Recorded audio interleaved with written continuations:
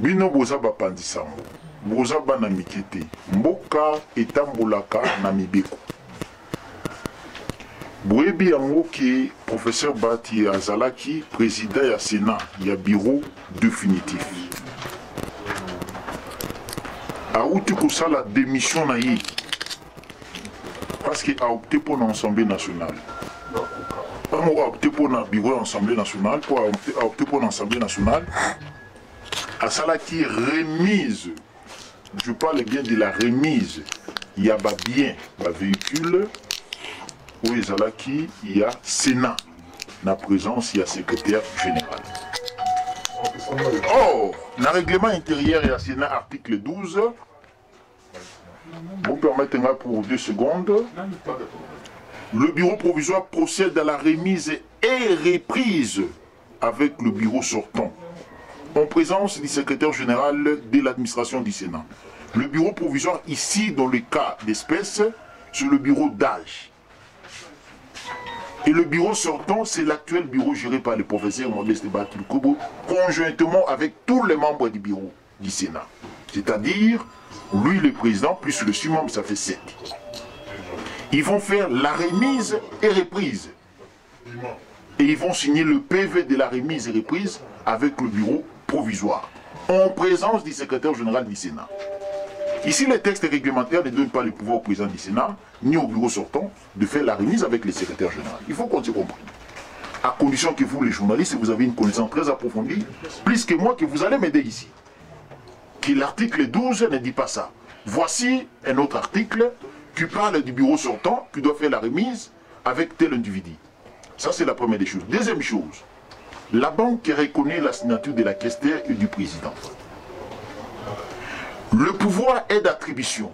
C'est la plénière qui donne le pouvoir au bureau actuel. Ou encore, c'est les bureaux qui délibèrent les décisions. Et le bureau doit délibérer une décision, soit la plénière peut délibérer une décision avec une majorité absolue. Quand il y a 3 membres du bureau, plénière est ça le matin. Tous en a 9 sénateurs. Si par exemple, tous en a 50 sénateurs dans la salle, plénière est ça le matin.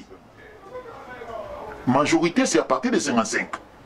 Majorité au bureau, c'est à partir de 4 membres du bureau. Et là, dans les cas d'espèce, ou dans les cas sous examen, l'honorable Sangouma est celle, avec la dame opposante ici, la rapporteure adjointe, n'est-ce pas? Ils sont à D. Donc ils ne sont pas majoritaires. Et aucune remise, aucun acte a été posé pour remettre le pouvoir d'une manière officielle à l'honorable Sangouma. Ni par la plénière, ni par une majorité délibérante de membres du bureau du Sénat. On se comprend un peu. Ici, je ne vous apprends pas, c'est ma connaissance, au regard des textes réglementaires qui régissent la Chambre haute du Sénat. Pour me dire, l'honorable Sangouma a fait la remise avec qui pour user du pouvoir de la gestion de la Chambre haute? Il a signé les procès verbal avec qui pour user du pouvoir de la Chambre haute? Il va engager la Chambre avec quelles composantes du bureau? Le président avait convoqué les membres du bureau juste après la prononciation du chef de l'État de la gestion des affaires courantes, parce que la primature c'est une institution et le Parlement c'est une institution qui est gérée par des chambres. Quand le chef de l'État donne le pouvoir à une institution, c'est le même pouvoir qui retombe sur toutes les institutions de la République. Parce que jusqu'au jour d'aujourd'hui, même les gouverneurs gèrent les provinces. Ça c'est une réalité absolue. Alors, qui a donné le pouvoir à l'honorable Sangouma? La plénière, vous avez la réponse. Le membre du bureau du Sénat, vous avez la réponse. La remise et reprise avec le bureau sortant, vous avez la réponse. Les règlements intérieurs du Sénat, vous avez la réponse. 4 questions à vous poser, mesdames et messieurs de la presse. Moi, je n'ai pas le pouvoir de vous poser des questions. Mais vous êtes des intellectuels. Je suis face aux intellectuels. Voilà, je vous brandis l'article 12 du règlement intérieur du Sénat, qui parle de la remise et reprise.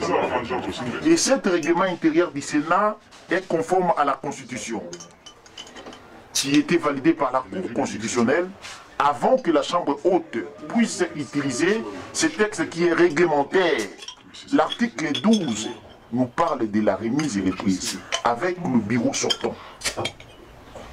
Et la gestion de la chambre haute n'est pas gérée par une majorité simple. Le bureau n'est pas un individu ou deux. Le bureau, c'est à partir de la majorité 4 personnes. Là, c'est un cas de session ou de plénière. S'il vous plaît, s'il vous plaît. Le constituant originaire n'a pas spécifié. Donc il n'y a pas un cas de la jurisprudence ici. Si vous avez un cas de la jurisprudence, pourriez-vous me dire? Parce que les institutions de la République sont classiques. Ils sont classiques. Si vous avez un cas similaire de la jurisprudence, dites-les à moi, devant vos confrères. À mon humble avis, il n'y a aucune violation des textes. Le président a opté pour l'Assemblée nationale. Mais l'article 12, excusez-moi, l'article 12 lui dit il doit faire la remise avec son bureau, avec les bureaux d'âge. Et le bureau d'âge signifie les nouveaux élus à la chambre haute. Celui qui est plus âgé, avec les deux moins âgés, constitue le bureau d'âge. Dans les cas sous examen, le bureau d'âge n'est pas encore là, qui est le bureau provisoire. À qui? Maintenant, je vous repose la question. À qui le président Bahati va faire la remise et signer le PV? Avec, si je peux finir, avec le secrétaire général ou avec un seul membre du bureau? Je pense qu'avec le secrétaire général. Pourriez-vous me montrer l'article qui donne le pouvoir au bureau sortant de signer, de faire la remise et reprise avec le secrétaire général du Sénat? Ici, réfléchissons comme intellectuels et journalistes. Je ne suis pas face aux mineurs. Le président Bahati a-t-il fait la remise et reprise avec oui ou non? Oui ou non? Voilà, on se pose la question. Voilà. Merci beaucoup pour la question. Là, je me disais que je suis face aux intellectuels. Le professeur Modeste Bahati Lukwebo n'a signé aucun procès verbal de la remise et reprise donnant le pouvoir absolu du bureau du Sénat à un seul membre du Sénat.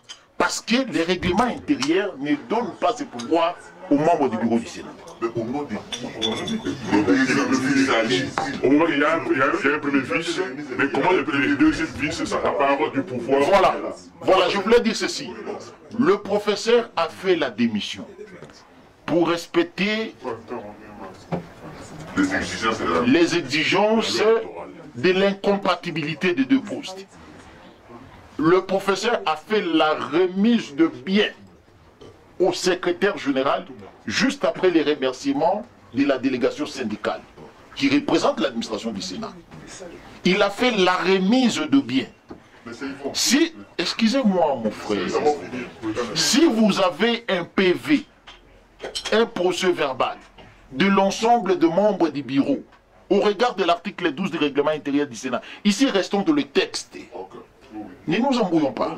Je voulais rester dans le texte. Si vous avez un procès verbal de la remise et reprise, au regard de l'article 12 du règlement intérieur du Sénat, que le bureau sortant fait la remise avec un individu, cet individu sera revêtu du pouvoir de la gestion de la chambre haute. Mais si vous n'avez pas les procès verbal de la remise et reprise de l'ensemble des membres du bureau vis-à-vis d'un individu, de notre bureau, excusez-moi pour les lapsus, alors c'est sur base de quel pouvoir que vous serez revêtu d'appeler à gérer l'institution Sénat? Donc la conclusion, cela n'existe pas. Non, mais ça c'est une montage, une démagogie à outrance. Voilà pourquoi, si je vous ai appelé, c'est parce que la consommation du mensonge politique, en politique, c'est un aspect purement, je ne sais même pas les termes que je peux utiliser.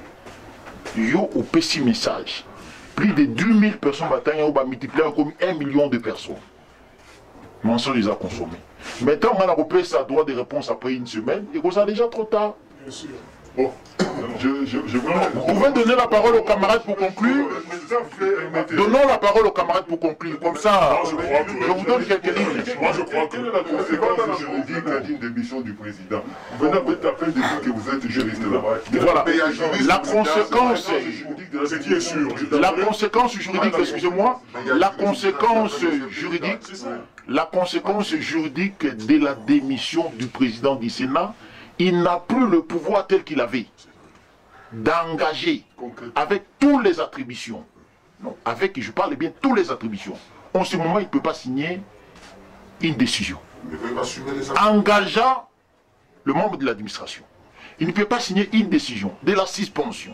Il ne peut pas signer n'importe quelle décision. Non, il n'a pas cette qualité. Il assume des affaires courantes. Il assume des affaires courantes. Il a des attributions, il a les pouvoirs limités. Par exemple, moi déjà, je vais dans tout le monde. Chester a Sénat Zali, président Sénat Zali. Il faut en foutre à moi les janvier. Il faut en foutre à Bango. Azan a pouvoir en a Kouzombongo. Oh, mission à l'étranger. Azan a pouvoir en a. Vous comprenez? C'est une question claire par rapport à remise ou reprise à Saint-Massa. Le professeur Modeste Bahati-Lukwebo, on se comprenne. On se comprenne. Le professeur Modeste Bahati-Lukwebo a fait la remise de biens qui lui a été attribué auprès du secrétaire général. Le véhicule lui a été attribué au Sénat, comme président du Sénat. Il a remis ce véhicule juste après sa démission pour éviter l'incompatibilité. Mais les textes réglementaires qui rejettent cette chambre lui disent, vous, conjointement avec le membre du bureau qui vous entoure, vous devriez attendre le bureau provisoire, allez, je dis le bureau d'âge. Maintenant, le professeur devait dire que non, cet article est mauvais, je ne peux pas respecter ça. Qu'on se comprenne.